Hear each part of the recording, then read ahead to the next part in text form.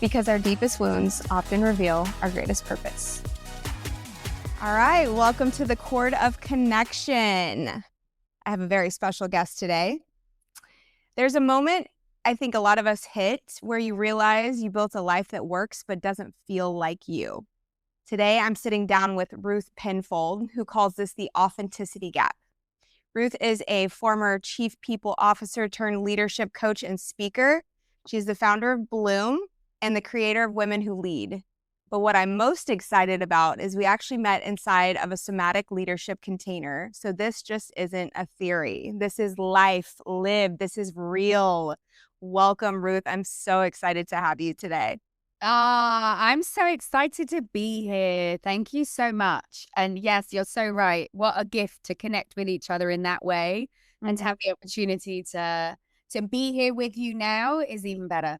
Yes, yes. And watching your journey, even after Bridge, I mean, you were already this magnetic, beautiful, radiant human being doing amazing things. But now knowing you on the level that I do and watching you step even further into your power has just been so cool to watch. So thank you so much for your time, my dear. Thank you. Thank you. No, seriously, my pleasure. Yes. Okay, so let's get into this. You have a lot to share. You have a lot to teach us. So on paper, you had the career. What wasn't working underneath? Okay. So on paper, I had the career, but I need to be real and say that career didn't just arrive, right? That career was created on my hands and knees through the gravel and the snow and you know what I mean? I think for any woman that has achieved a certain level, particularly in the corporate world, and I was at a chief people officer level, and that didn't that really happened in my 30s. I actually only tried to get there to begin with because I thought I could make things better, right? Because I could see what wasn't working in a broken system, but I was trying to administer the wrong medicine. I was looking at it and thinking, okay, if I can be a leader, then I can make fairer decisions, then I can remove bias, then I can be part of, I can create the change, I can create an environment where people feel better from the inside out. The truth is, Danielle, is that I wasn't also feeling better from the inside out, but I just didn't know it, right? I didn't know it. And because I had been, I started to meaningfully engage with myself when I was about 31, 32. Left my first husband when I was 30. I'm 46 now. So that's a long time, right? And while I was building my career, that was that decade of my 30s, really. And so I thought I was doing the work. I was showing up for different healing modalities and whatever. You don't know what you don't know. And the truth is it's all divine in the end. But in learning the stuff that I didn't know was what was going on underneath was that my body was in a very, very, very highly functioning version of survival mode for all of my adult life. And I actually think for women, particularly in the corporate world, I actually think that the women I worry the most about are the women that look just like I did. We look like we put it all together. People used to say to me in leadership meetings, Danielle, wow, you handle those questions that people throw out in the all hands so well. You just seem to be able to just pivot. And I'm now, that is a highly, highly functioning fawn response. It means whatever you bring to me, honey, I'm going to make it look graceful. And I'm gonna walk away and then probably not remember a single word of what I've said. And do you see what I'm saying? Yeah. So from the surface, yeah, you would have looked at me and you would have, a lot of people respected me in that season, and there was a lot to respect. But my goodness, the me that feels it all, the me that at least understands what's happening when those stress responses are kicking up. Because I don't think we can ever evolve out of. I think we can create spaciousness between us and them. Anyway, I might be getting a bit too in the weeds here, darling. You tell me. No, you run with it. No, this is great. This is great because what I don't think, I think what you're saying is, and what a lot of people don't understand until they step into this work is that is a safety strategy. And then what happens is I, step into performance, I do really well from the outside perspective, but then tell me what life looks like or what my body feels like or what happens after when I get home. No, exactly right. Exactly right. And what you've got in somebody who, if you have a highly developed, we call it fawn in the somatic world, but it looks like people pleasing, and you'll recognize that, right? You'll maybe say something and then think, why did I say that? Why did I not say this? Or maybe you're freezing and maybe you're not doing anything at all. And the best way that I really got to understand what was happening there is, think about it like this. When you are in your body and something stressful happens, your body wants to put its foot on the gas and get out of there. What's happening with stress responses that look like freeze or even some sorts of fawn is you're putting your body wants to put its foot on the gas, but you're pumping the brake at the same time. Now, I know in America, a lot of people drive automatics. In the UK, we love our manual cars, driving stick, right? It's really funny, actually. We can't let it go for some reason. I'm automatic, automatic everything now. But think of it like you're burning out the clutch. Basically, in your body, you're grinding your gears.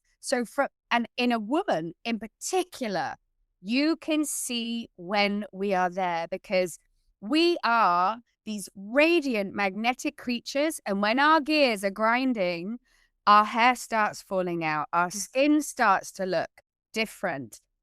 Quality changes. We can look older. We look like, you can literally watch a woman. I call us sometimes the canary in the mine, right? Because you start to see our feathers start to fall out, literally.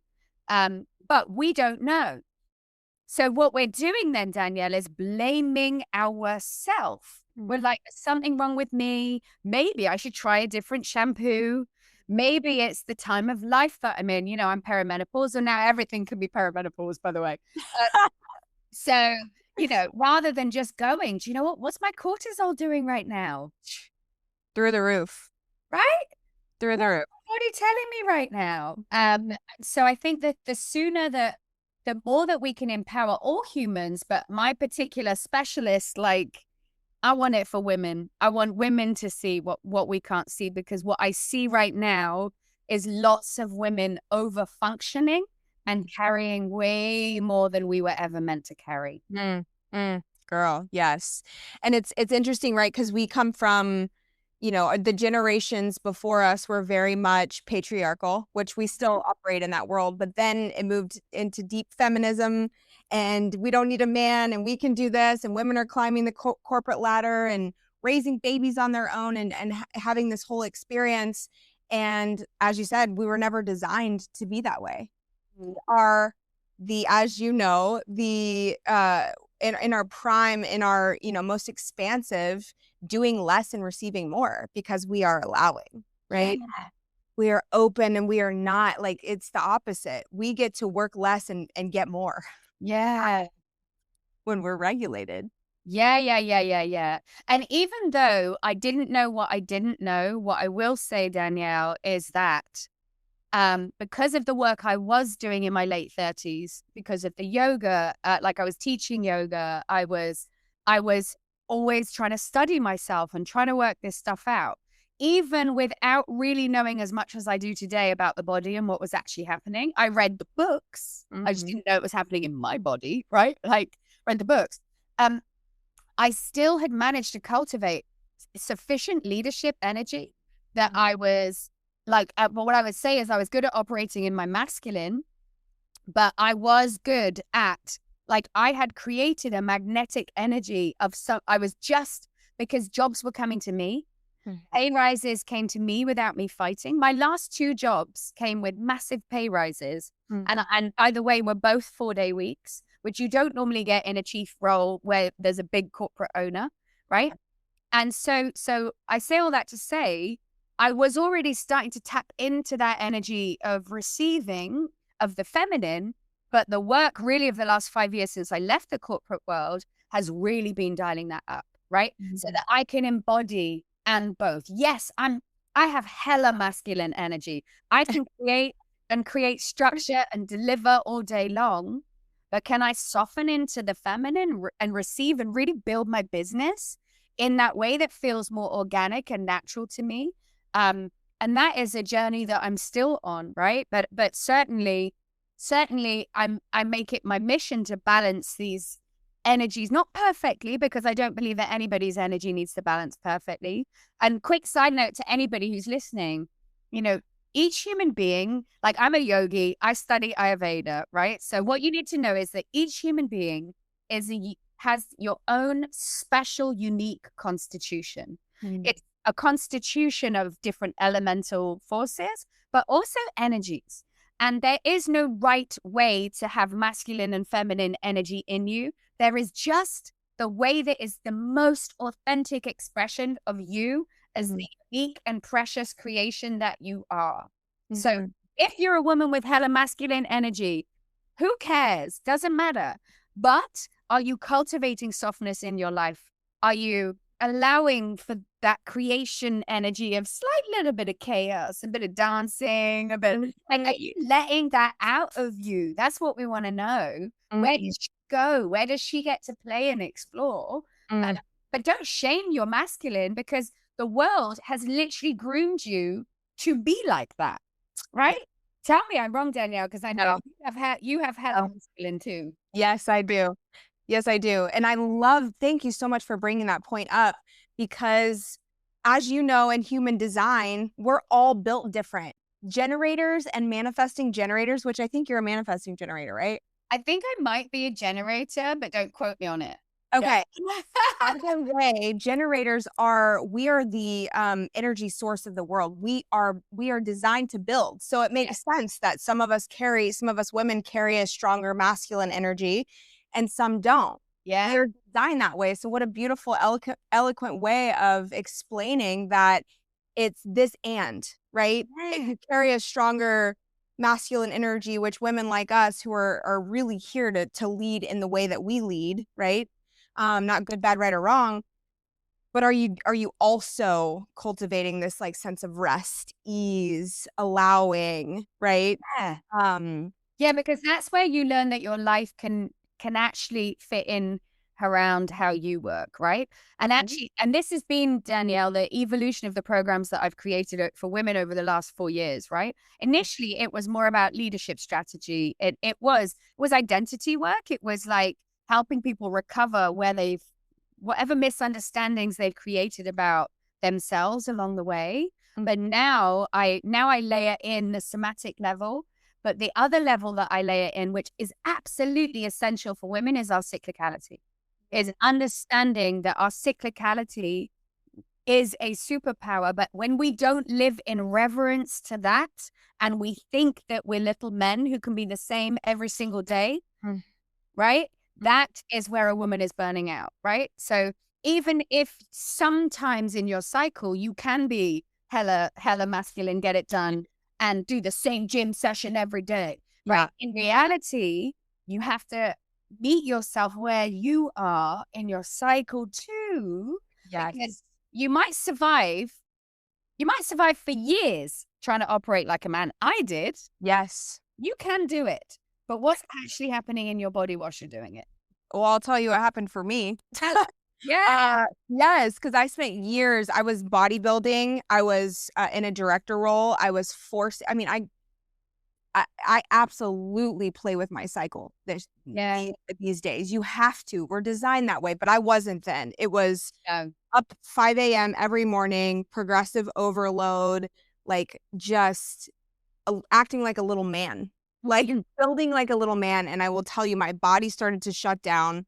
I had so much inflammation and so much fatigue, and I would have bursts of energy in the morning and then completely crash out at the end of the day.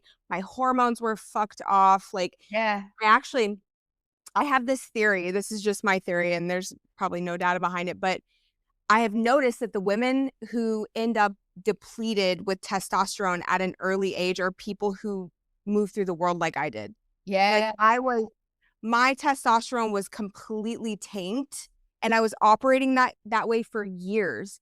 And as you know, like brain fog, all these things come with low testosterone. And I was pushing through more caffeine, more, you know what I mean? Oh, yeah. Just gassed. It was horrible. And, what I want to hear more about, or what I would love for you to explain to the audience is, what does that look like to start to move in a different direction where you're balancing more of the feminine, moving from this extreme masculine energy in the kind of field that you're in into more feminine energy? What did that look like for you? Well, so I mean, I think we've already mentioned one of the big doorways. So first of all, if you are someone who's quite fiery, elementally speaking, Ayurvedically speaking, then you're gonna hate this. You're gonna hate, like, whoever you are, whatever you are, you're gonna hate what the right medicine is. So if you're fiery and you're go, go, go, the medicine is probably gonna be too slow down and you're gonna hate it.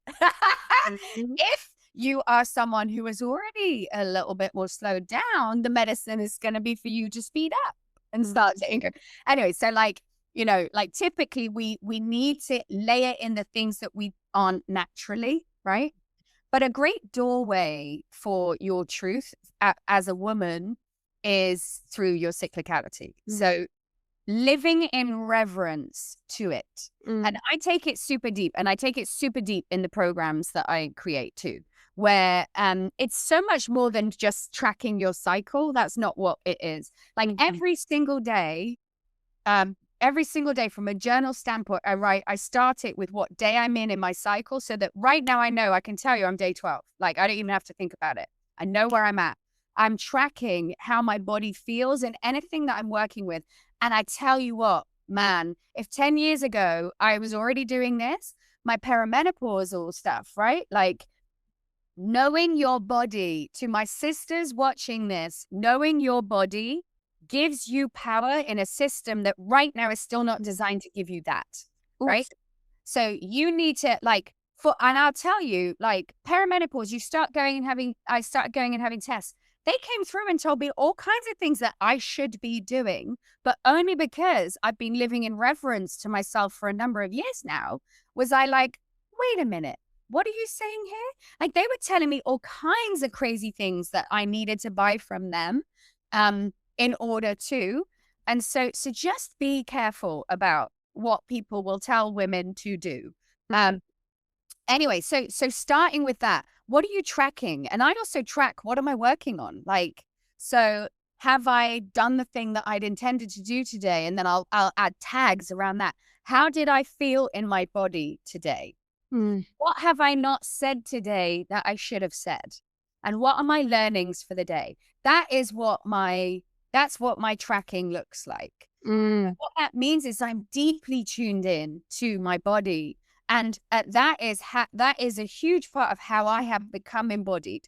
That and the physical practices that then bring me into my body. But even like bear in mind, most of us live from the head up, right? So if you spent your whole life living from here up, telling you to suddenly start living from your body is literally like, you're like, what are you even talking about? I am living from my body. No, you're not. Right? So then let's meet you where you are, which is where I was, in a very cerebral place. Okay, so then let me just look at my data. Where am I? What did I? Oh, did I hold back? Because when you're asking yourself questions like, what have I not said today that I should have said? What you're actually asking yourself is, where did I get into a stress response? Really? Right?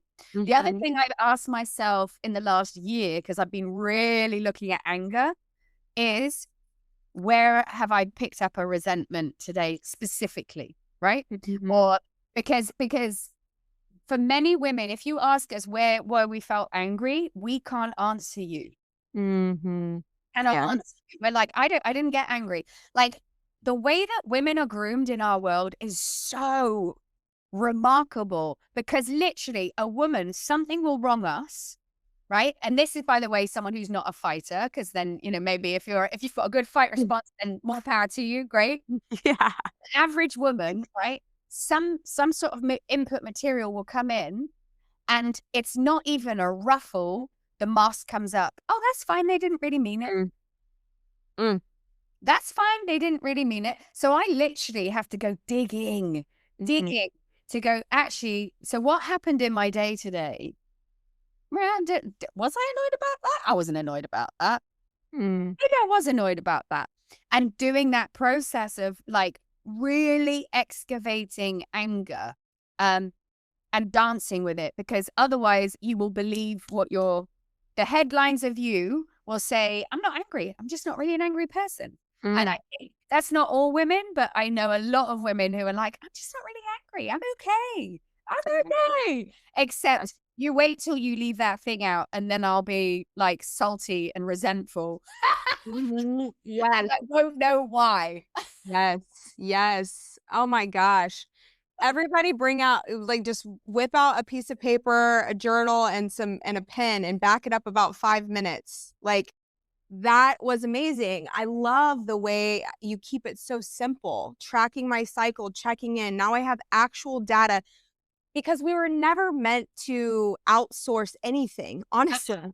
We were never meant. I just did an episode on this that came out Monday where it's like, and now I'm like inspired to go deeper on it, because we were never meant to outsource anything. We have everything that we need. We have everything.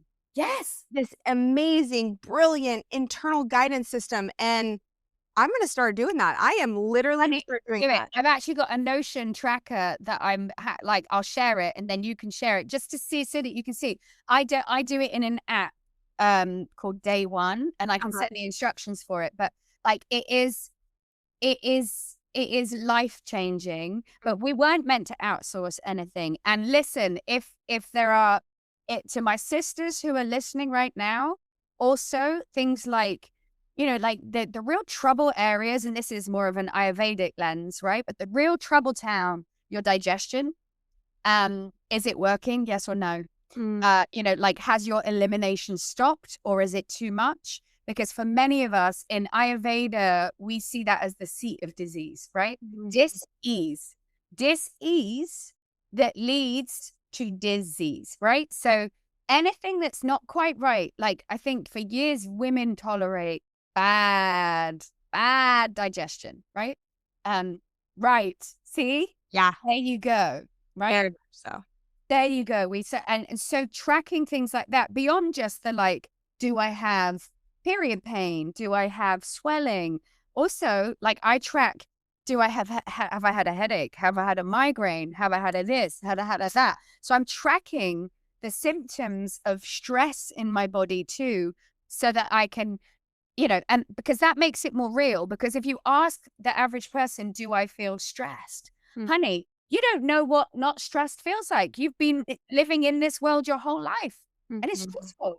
Yes. You know what's coming up for me now? I want to touch on the digestion piece first. I always had struggled with digestion. Always. And literally not until this past year have I started to really, has that started to change. But even the last couple of weeks, I had a lot of, and this is where really checking in deeper with yourself I would have been able to catch it quicker, but I had a lot of tension building in my stomach. It was slowing everything down, right? And it was because there was something I needed to say that I wasn't saying. That's it. Literally my whole life, right? Especially when you come from dysfunction or high stress environments as a kid, you like all the internalization and suppression messes it all up. That's it. And in my 20s, so from the age of 19 to 30, I was in an abusive relationship, right? Like domestic abuse. And so that was 12 years of my life. And what I will say is, I didn't even know that's what I was in, because to me, that was just life. And if anybody's been in those dynamics, particularly for a prolonged amount of time, you're not thinking about leaving it. You're thinking about, how do I not upset the person who's abusing you, right? Like, it's a very dysfunctional dynamic to be in. I say all that to say, my body at the time, I was completely disconnected, but I went and had all these tests done, and in the end, what they said is, you have IBS, right? You have IBS, no, it's not something more serious, but I had all these food intolerances and and I still do, all these things I couldn't eat, blah, blah, blah, blah, blah. I say all that to say, when I left that husband when I was 30, like the way that my body changed digestively speaking. It's still the place that goes wrong in me when something's not right. First, for like first signal that something is wrong is there.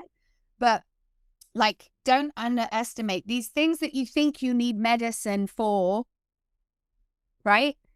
Yes.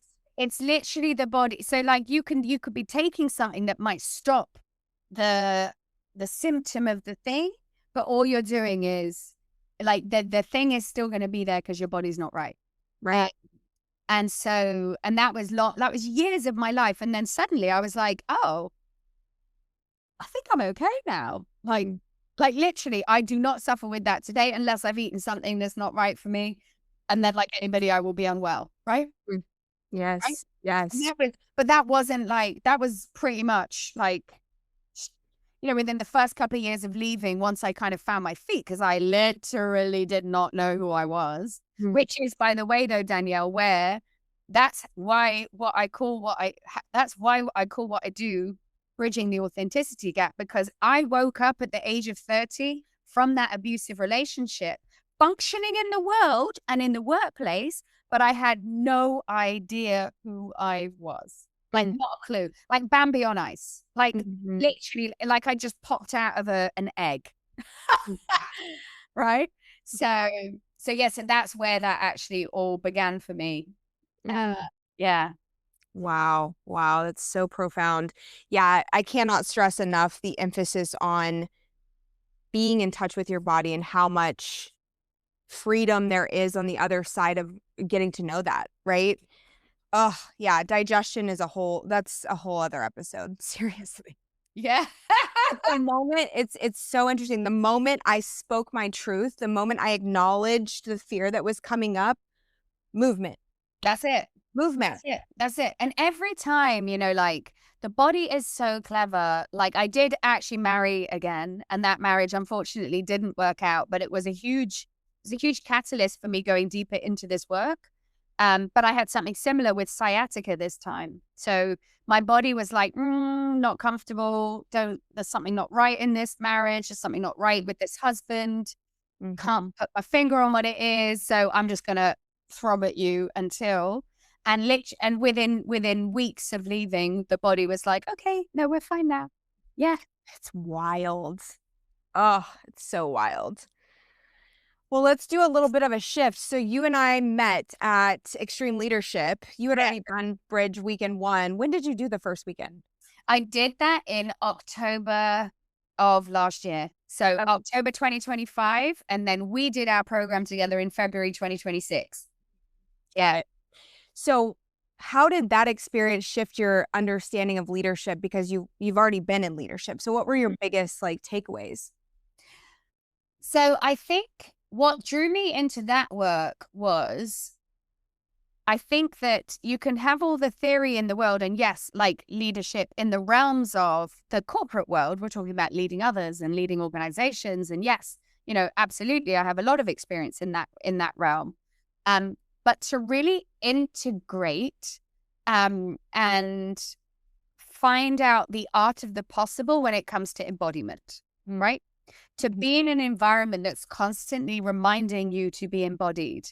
And the main reason that I wanted to do that was because the more that I've learned about somatics, which is quite a lot in the past few years, you know, I've been a yoga teacher for 10 years, but I also went deep and studied Kundalini as well. So really looking at energy, really looking at, you know, like I've had like parallel career tracks that now weave together, right? Like yoga and the leadership side, right? But I say all that to say, why was I talking about that? See, perimenopause. We were talking about what you learned from Extreme Leadership and why you. I know what it is. When you hear the statistic that by the time you're an adult, 95% of how you show up in the world is automated. That means that whatever little coping mechanisms you created as a kiddo and throughout your whole life to stay safe, your whole personality is pretty much a performance, right? Now that became clear to me, but where is the playground where I get to work on that 95%? And that is what the bridge and extreme were for me. It's a playground where I actually get to look at what are the unconscious ways that I'm showing up in the world still that might be getting in the way of me creating the life and the business that I'd want, right? So, and I'm just like, there is pretty much nothing I would not try towards like becoming all of who I am. And I'm not being unrealistic and thinking I can live fully present in that 95%. Sure. But if I can get to like 20% present, 20% free will, not 5% free will, then it means that I'll be able to show up in my highest, best energy more often. And it means that you're showing up more present than probably 90% of the world at a 20% capacity. Right. We've got to be realistic. The human body is wired to automate, right? Yes. To be like, I'm not, thirst will come in and my hand has already reached for this and I don't have to, like, your body will just take a drink when it needs to take a drink. You don't have to actually consciously think about it unless you're in a circumstance that's making you think about it, right? So some of it is just optimizing, you know, like when you realize that walking is just a controlled fall, you realize how lazy humans really are, and we will optimize anything. We'll optimize anything. Basically, think about it. We used to crawl around and use all this energy, and then we were like, no, if I just like stand and lean and then move a foot, I can get places. That literally, that's what it is. Isn't that crazy? I've never thought of that. I have never thought of that. But I mean, come on, evolution, right? We are the lazy picture, right? Evolution. So think about it. Think about it though. Like if that's what we're doing with moving around, just like everything, we're always trying to like find the easy way of, right? We can't have it. Yes. Oh my gosh. What would you say, how would you explain the difference between performing confidence and actually embodying power? I think that it is the difference that is felt. Because when I was in those leadership roles, I was performing confidence and I was performing confidence and touching sometimes into something more, right? Yeah. But not living in something more, right? The difference, but therefore that creates like almost like a mistrust in people that they can't name. Because on the headline, they're like, well, Ruth's a really nice, friendly, high energy person. Yeah, like, but deep down in them, there's like, but there's something I can't, and they may not think about it consciously, but there'll just be something that's getting in the way, right? Embodied confidence is the difference. An embodied human is somebody that somebody doesn't need to question who they are with, even with all the boundaries in the world, right? So that doesn't mean, by the way, that you're suddenly available to everybody or that you don't, right? It doesn't. But it means that when you walk into a room, people can feel who you are. And in being able to trust what that is, they trust you, your leadership, and what you have to say. And really, that's the key of, I mean, leadership. Can I trust you? Do I think that you're telling me the truth? Yeah. And people who've been in the corporate world, you can answer that for us in comments or messages afterwards. Like, how many times have you felt like you don't quite trust what the person who's in front of you is saying? Totally. Gosh, it reminds me of that exercise. I don't want to give too much detail away, but the animal body thing where we were quite literally judged on a 10-minute interaction with someone. And it was like, what is their weak spot? What's working for them? What's not working for them? And do you trust them or not? And I remember I felt so crushed because I had two people say they didn't trust me. And I was like, oh God, you know, but it was something their body was picking up on. That's it. That's it. Which is why it's really important. It's really important. The first time I did bridge twice. The first time I did it, everybody trusted me. The second time I did it, when I was feeling a bit more relaxed and more comfortable in who I was in the environment, 5 people were either don't trust or not sure. And I took that as beautiful medicine because it means that there is protection around my heart that people can feel. And that means that in the world out there, Danielle, that would be what people would still be feeling. So to me, that was like, and I think also though, to anybody listening to this, the more that you love and appreciate and value yourself, the less you're going to be thrown off by that. Totally. The more that you can say, okay, that's not what I would have wanted to hear, but maybe there's medicine in this for me. Doesn't have to be, by the way, though, all true, particularly not in the workplace, because people are like, don't take your performance review as gospel, please. Please, I've had some horrible performance reviews that had nothing to do with me or my effort, right? Yeah. So, like, please do not take one person's words as truth for you, but data point. Okay, all right. So I can see that this system is working like this. Is it a system that I'm actually going to thrive in, or do I need to do something else? And this is why the importance of trusting your inner guidance system and yourself is so important, because somebody, like you said, somebody can say something and I can be like, that's not true. Yeah. And I'm not offended by it. Yeah. Right? It's okay. And here's the thing also, Danielle, the more confident a woman becomes, the more she knows who she is, the more she is becoming a woman that we don't quite recognize yet. And so like, particularly for women, like, I'm not saying that there's not truth in things by all means, but a confident woman is uncomfortable for our bodies because patriarchy has trained us, all of us, that women are meant to act a certain way, and it's not necessarily that.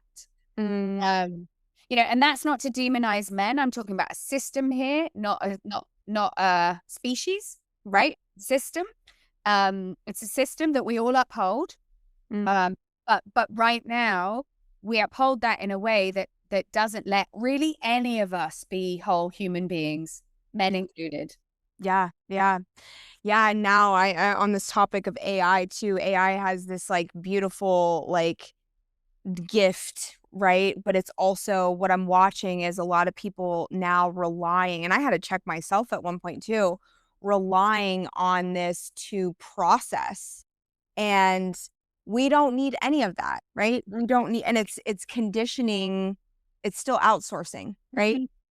Like, it's just crazy to watch how much they have set up a system where it's like, how can we get them to not trust themselves? Right. How can we get them to continue to outsource so that they're not going in? Because when you are tapped into your inner truth and your inner knowing, you are fucking unstoppable. Right. And that goes for everybody, but in particular, women just don't see us. We don't see many of us like that yet. Yes. Right? Yes. Yeah.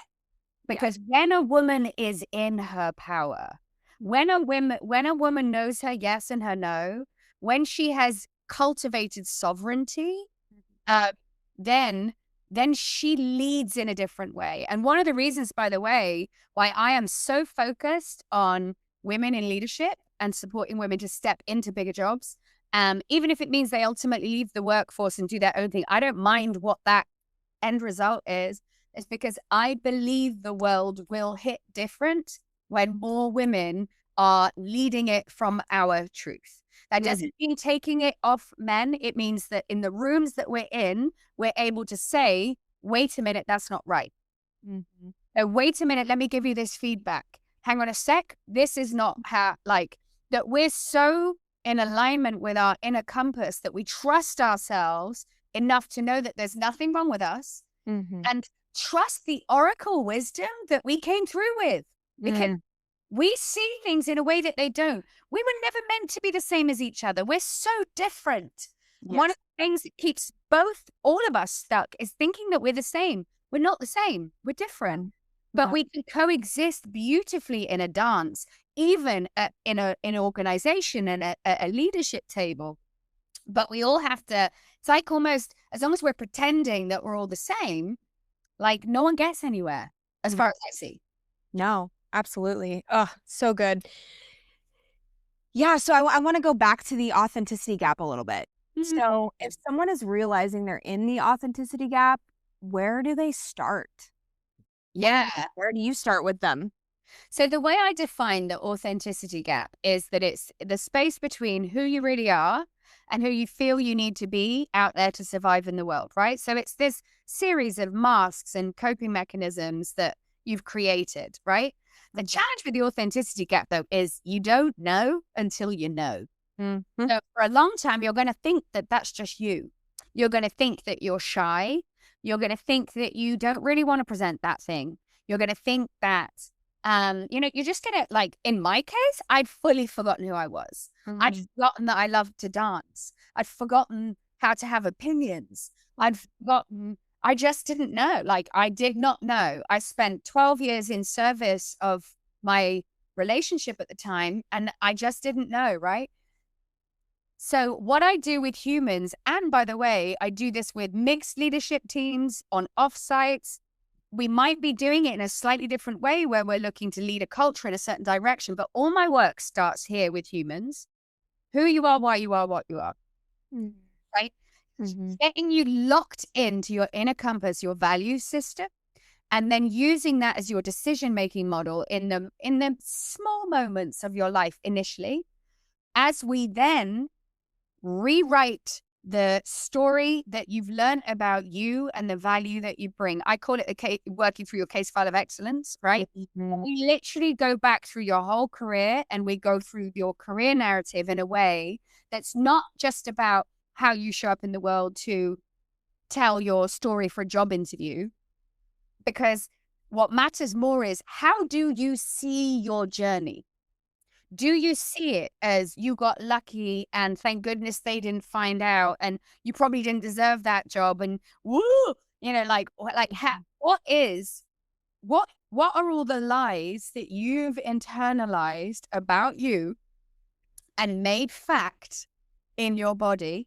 So we need to, like, and literally, but putting these lies apart, it's like prizing them open, right? We prize them apart. And then we set a vision for the you that you know you really are. And then we very tangible goals for getting there. So we set a vision, like the version of you that you want to keep becoming. But I really do think for most women, even in the corporate world, we don't give a shit about job titles. Mm-hmm. Like, but you ask a woman how she wants to feel, and like we can tell you, right? Right. And so the vision then becomes like, okay, great. And then the mission this year, what are the experiments that I could run in my life that could get me closer to that version of me? Just experiments. Everything is an experiment. And then in this quarter, what are 3 buckets of things that I want to experiment with? Maybe it's communication. Maybe it's my next job. Maybe it's yoga teaching if it was me 10 years ago, right? So we're looking at, okay, who are you really? But then we're also really tangibly giving you the way to reclaim yourself at the same time, right? So that you're not just like, okay, I'm showing up differently and I don't know what I'm doing. It's just like, no, this is who I am. Great. Now I know that. Now I can make decisions from here. Now I can communicate from here. The somatic stuff, the embodiment stuff takes a little bit longer, I'll be honest. It took longer for me. But even from basically understanding the correct interpretation of myself and the value I brought, that's what made me get those big jobs and get those big pay rises, right? I believed in me. And so when they were coming to me, I was like, heck yes, you'll be lucky to have me in that role, not in arrogance. Yeah. Just because I understood the truth of myself. Yes, girl.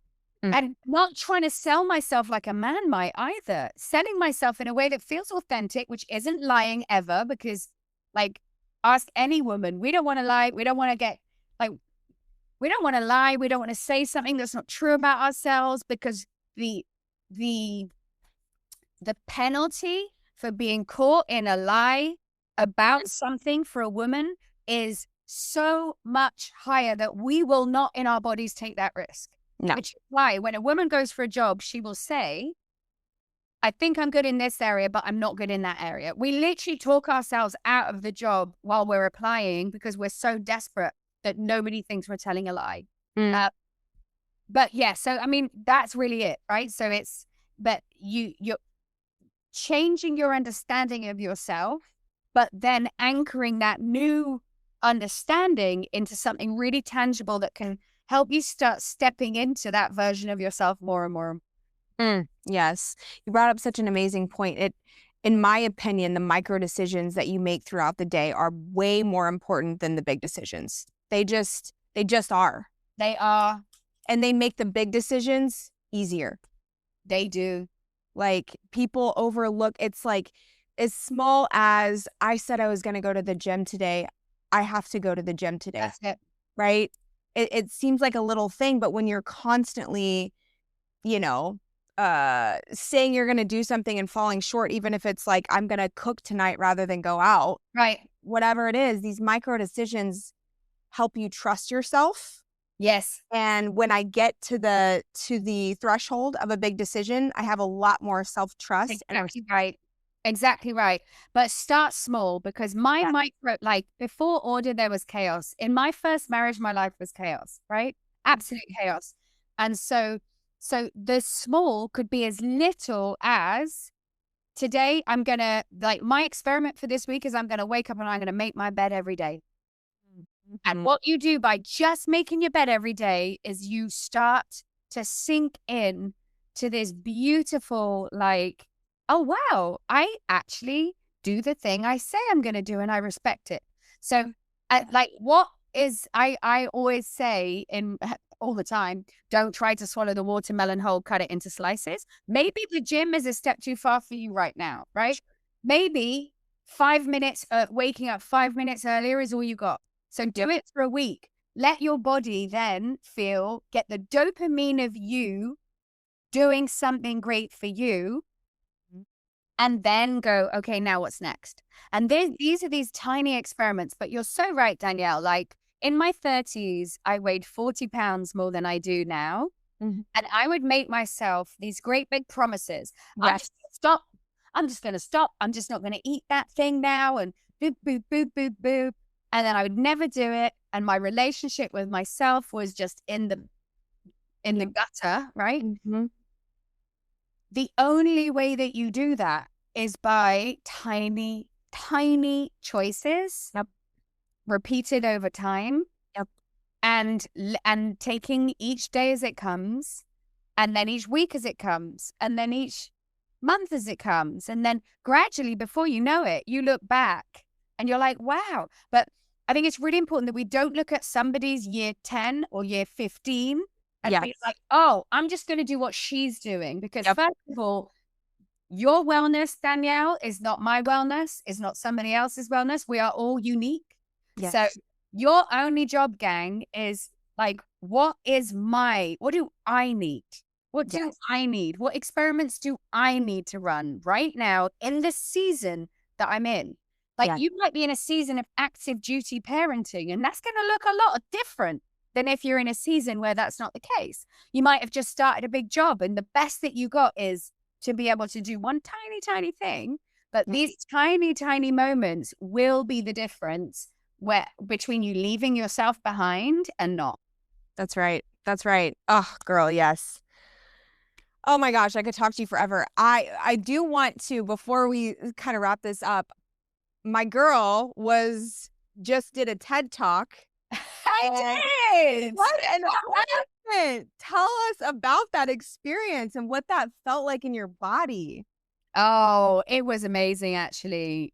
Like, honestly, real talk, it felt like a graduation ceremony for myself, because I was fully embodied. I was I was in my radiant leadership energy. I loved the talk that I had written. I loved the way I delivered it. It was a remarkable experience. I highly recommend doing a TED Talk, just from I see everything like this, Daniel, as like an opportunity to sharpen the axe, right? But my goal was to, in this TED Talk, which is called Imposter Syndrome Doesn't Exist, it was to speak to the hearts of women and the experiences of women that we don't quite see for ourselves. Because trust me, I didn't see it either until I started coaching women all the time. And then was like, oh, you too? Oh, you as well? And you're not even in the same country? Oh, and you? Right? Like literally, we all say the same things a different way in the workplace and in our lives, most of us. So that in and of itself was like big. Because I didn't see it either. So it's imposter syndrome doesn't exist. So it's to speak to women, but whilst opening the hearts of men. Right? And the first people that reached out to me after the talk were men. Yes. And they were like, thank you so much. I actually thought that I've always thought that I was a good man, but now I've realized that I've been letting people shrink around me and I didn't realize that. And it's making me think about all different realms of my life. And I just want to say thank you. I'll be honest, since it's come out, it's more women that are sharing and commenting about it. But certainly the men that have watched it are like, wow, okay, yeah, I didn't really think about that. And by the way, the topics I'm speaking about they're not exclusive to women. I'm just specifically talking about why the workplace hits different for women, because we are trained into relational compliance pretty much. Yep. Right? So we learn in our bodies for good reason that belonging equals safety, and that any threat to our belonging, we register as danger. And, and that's not all what's happening in the workplace, but that is what happens to women in our lives. And good girls send to others first. We're taught that too. Yep. So unlearning this stuff in the workplace, it is different for women. Yes. It's different. Yeah. Like we have a different thing to unpick. Whereas for others, they may have something slightly, it's nuanced, but every human could be suffering from their authenticity gap. Every human can feel like they don't belong. Like that's not what I'm saying, but I did want to specifically call out our experiences and what I've witnessed and how much we all feel something similar, which means that what we're internalizing as us is a system issue. Yes, girl. Yes. I need to add that you looked absolutely stunning. I was like, is she on the red carpet right now? I mean, oh my God, you looked amazing. Yeah. No, like in every way, like I said, it was like a graduation ceremony. It was literally like, and look, gang, like I'm 46 and this magic is landing in my life, right? So, yes. Like you are, and I'm just getting started. So like wherever we are right on, wherever we are, we're right on time. Do I think there's so much more that I want to do? Heck yes. But trust the timing, trust that whatever you're doing right now, you're in the perfect season. You're learning what you're meant to be learning. Like I'm absolutely sharpening my axe all the time in my business. There's so much I don't get yet that I'm learning. And like, this is the dance. This is life, yo. We don't have to have it all figured out. Yes. If we did, it would be boring. You're absolutely right. And I'm so glad you said that, because it's true. We are in the comparison trap all the time, but we're all uniquely down here to live out this experience, and every phase is so fucking necessary. It's so necessary. The pain, all of it. Anything that made me become that woman was and actually really become the woman that I embodied on that stage was all of the hard shit. The hard shit, I was going to say. The hard shit too.